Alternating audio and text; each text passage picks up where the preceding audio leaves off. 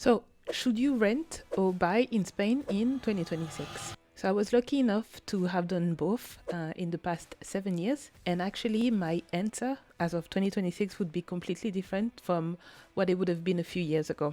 So, first thing first, let me give you a bit of context. So, I've been living in Barcelona for the past 7-8 years. I am now a Spanish resident, which is something very important to know, especially if you're looking to buy in Spain with a mortgage. I'll explain a bit later some of the benefits of being a permanent resident when getting a mortgage. I've been working in Spain for 7 years. I mean, since the first day I actually moved to Spain from the UK, I had a job lined up and I've been working in the same company ever since. And the reason why I moved is I needed a change in lifestyle. So that's how I ended up in Barcelona. So back in 2018, so when I moved to Spain, I was renting. I mean, there was not even an option for me to buy, so that was quite straightforward. And also, I had no idea about Barcelona. So I had come to Barcelona quite a few times, like maybe many people on holidays, but that's it. Didn't really know neighborhoods or anything. So I started off renting and I rented a few places. But just for this video, let me just share with you a bit of the process and of one of the flats that I rented. So that was back in 2021. So I rented a flat in Poble-sec. So it's a pretty centric neighborhood, not right in the city center, but very close to everything. The flat that I ended up renting was exactly what I wanted back then. Now I look back and, the taste have changed, but it was the typical Spanish flat you can think of.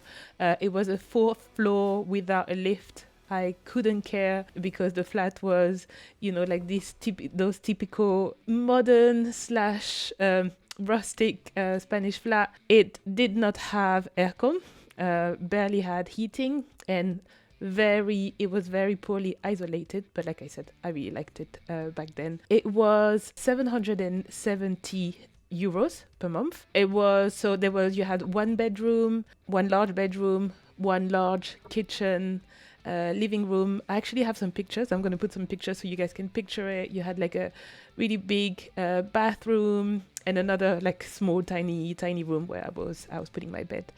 But yeah, it was very much, I saw the flat and I knew I wanted it.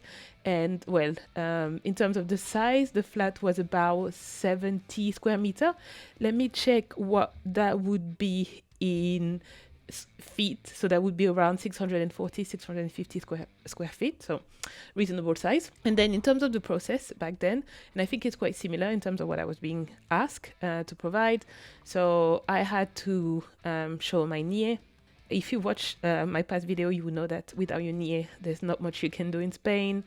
I needed to show proof of income. So it was like my last 2 pay slips. I needed to show like some bank statements. So I needed to have a bank account in Spain.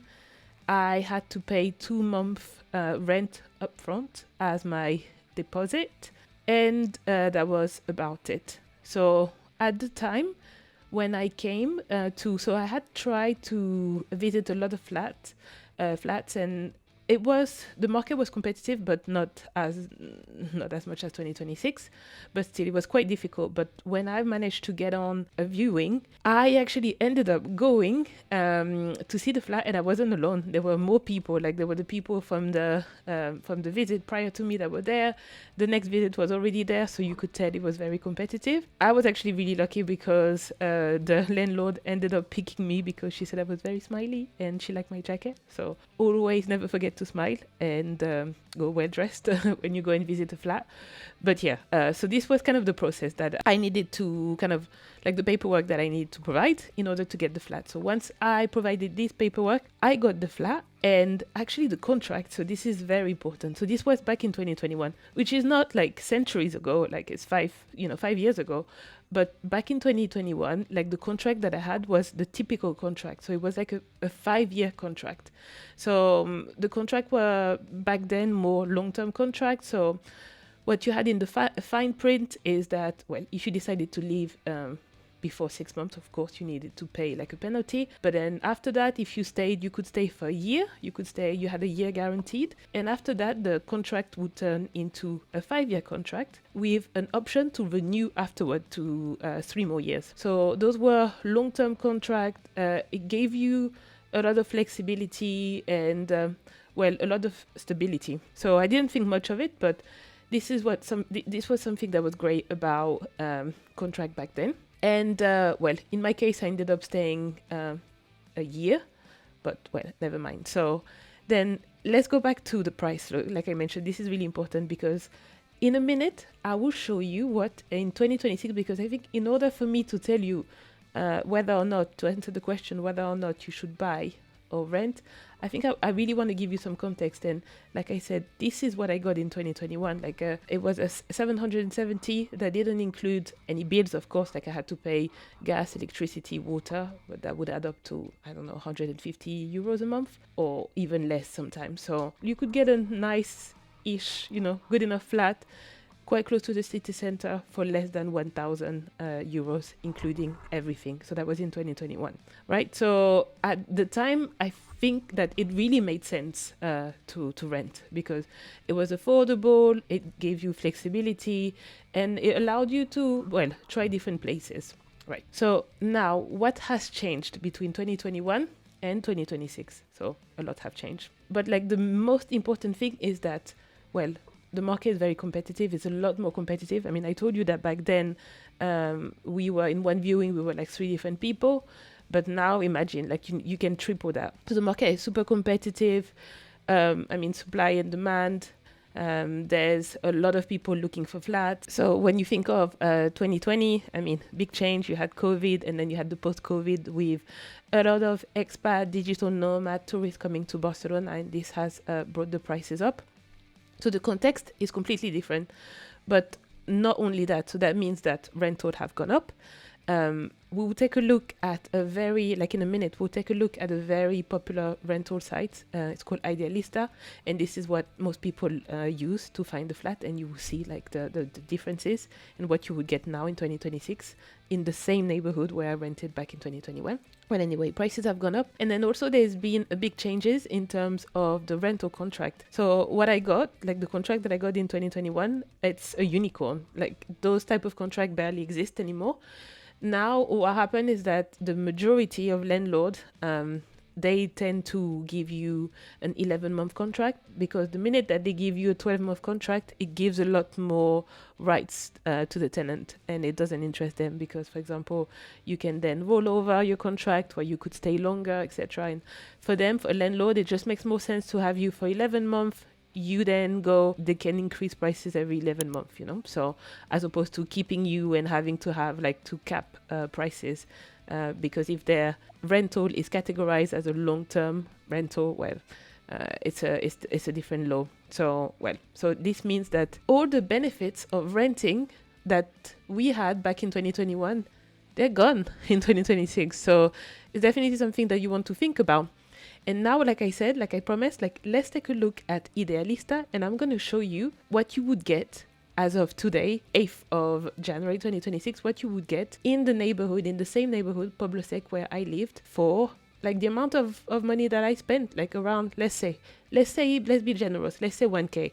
And I know prices go up, but still, just for you guys to get an understanding of how much things have changed. So let's take a look, like I said, at what you would get in 2026 in Poble-sec.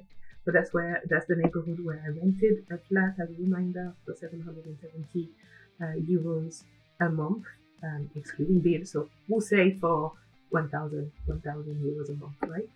So here, let's look at alquiler. So so this means to rent. So let's just take a look at, the cheapest. So something that you'll be able to see, and it's quite common actually in 2026, especially in Barcelona and big cities around Spain, is that here it says alquiler de temporada. So this means that those are like seasonal rentals. So these are for a short time only. So the cheapest that you have, they tend to be seasonal rental. Then I get the price you see, 680 euros per month, 32 square meter. It's tiny.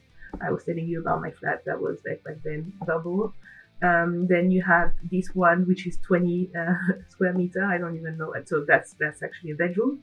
In this case, it's when you see here habitation, you can actually put this in English. It can be easier, but again, if you want to fully immerse yourself already, you can see that here just one bedroom. So 20, that makes sense now. Why it's so small? 800 euros. Like I used to get a whole flat for this price. I know the inflation, I know life has changed, but still, I mean, it's insane. Then here you see like this is about like let's say what I was similar to what I got, which I mean, like I said, similar. It's more expensive, 2 bedroom, smaller than what I got, and that won't include. I mean, it won't include. That will definitely include bills, so you need to pay that on top. I mean, something here that is positive is that it includes like a 5-year contract, and you can see this here, so this could be beneficial, for example. But then again, like if you keep browsing, like we can see that like prices have gone up. But actually, let's open one for just the fun of it. So here you can see that it's quite close to metro. Actually, the metro is parallel, so this is where I used to live. Quite decent, like you've got a decent size. In this case, it has a lift, which is good, which I didn't have back then. But again, so it would be here. I guess once you've paid everything, you might be looking at 1,200 a month. So this, you look at the flat again. That's a pretty old flat, but that's what's on the market. That's what's available on the market right now. So more expensive, older, and also, well, in this case, you'll be lucky enough to have a long-term rent, but usually you're looking at short-term rent. This is a bit about like the current market in Barcelona when it comes to rental and about my experience. And to me, actually, renting has been positive because it allowed me to actually find the place where I later would end up buying. So I think renting is always a really good stepping stone, especially if you're new to the country. Even if you think you have something, like if you think you have a neighborhood that you like, unless there's something there very specific, I think renting is always a really good first step. And actually, like, you can ask anybody. Like, I used to be very obsessed with the city center. I really wanted to live there, but that was 5 years ago. Things have changed now. I've got kids. Proximity to my work is more important. Maybe not being in such crowded spaces. I want more open space. I want more parks. So many things changes. So I think it's something that everyone hopefully has already in mind, but should consider when coming to a new country, that buying might not always be the right decision, but again, we'll see who it is the right decision for. So in case of my own experience, so what we did is that once we were very happy with the neighborhood and we decided to look for property. Back then, so it was about 2-3 years ago, the market again wasn't as competitive, but we had to be very fast. So once we found a place, we made an offer. It was like 5% below the asking price.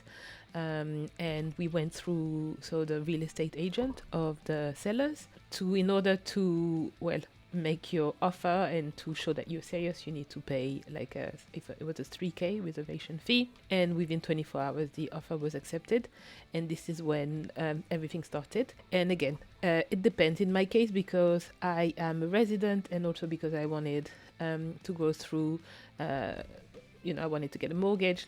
There was completely, it's depending on if you want to get a mortgage or not, you would have a completely different experience as mine I've gone through at the time. So once the offer was accepted, we signed a more formal contract, which in Spain is called Arras, which I think, if I'm not getting that wrong, so that translates in English to private purchase agreement. So it's more of a serious commitment type of document, which means that the sellers are taking the property off the market, and then you can negotiate deadlines when the official selling of the house needs to happen. There's also, it's really important to put some to negotiate and making sure that things like, for example, should you not get a mortgage, that the sellers will pay you back this fee, because it's quite high. It's actually around, it's a deposit that is usually 10% of the value of the property. So this is definitely something that you want to be included in that contract. And well, once that contract is done, this is when you trigger the whole process. In my case, it was like finding a mortgage, and which took I think it took about 2 to 3 months. And also it happened during the summer, so things slow down, so getting the mortgage and everything. And there's a couple of like fees that I want to tell you about, which are very important. So I was telling you at the beginning that when you're a resident, actually it's in a way like it can be beneficial because bank will lend you more. So they will lend you up to 80% of the value of the property. You still have to, you still have to pay usually around 10% upfront. Then if you're a non-resident, the bank will lend you less if you're looking for a mortgage. So that's something that you need to have in mind. And when you want to apply, usual paperwork, you need in my case, I need a NIE, a passport, I needed a pay slip, I needed to show proof of income, and I needed to showcase how long I had been working in the company I was at. So this was some of the requirements in order to get the mortgage. And then there's also a lot of closing costs, which you definitely have to have in mind when buying. So you need to pay for a notary, there's the deed signing, the mortgage registration, tax payment. So there's a lot of extra payment. And the final tax payment is a big one. It's like you need to pay 10% of the property cost. It's called IRPF. So it's a tax that you need to pay when you're buying a property. So that's a lot. So you really need to have this in mind. So I'm like, for such a big commitment, you really want to make sure that the place that you picked is the one that you want. You can still sell, but it's there's a lot of cost associated with selling a property. What I would say, based on what I'm seeing and prices of rent and prices of ownership in let's talk about Barcelona in this case. It's all gone up. So there's no way around it. But I think more than ever, renting, especially if you new to the city, so maybe you're not 100% familiar to the city, or you've come here on holidays but you've never stayed for a long time, I would always say you definitely want to rent first. And when it comes to buying, I think it's a better fit for maybe people who don't need mortgages. So for example, if you're non-resident, you don't need a mortgage, you have the money up front, and you have a lot of clarity as to where you want to live, then yes. But again, you need to have a lot of clarity, and you also need to have done your due diligence, because buying in Spain is completely different from buying in the US. It's completely different from buying in the UK or anywhere in the world. So make your due diligence, and if your budget allows, then it could be a good move. But definitely, if I had to do it again in 2026, I would actually do it the same way. Like, I would also rent for a while. I actually rented for at least 4 or 5 years. I would do that too until making such a big commitment, because your circumstances might change, especially if you're young. If you're younger, or if you expect a lot of changes in the future. So that's a lot of things that you need to consider. So I hope this video was helpful. There's a lot of content that I've created for you guys, especially if you are still in the researching process. Maybe you want to know more about visa, you want to know more about health insurance, you want to know more about the cost of living in Spain. Well, there's plenty of videos on the channel, so check them out. And as always, if you have any questions, leave a comment below and subscribe.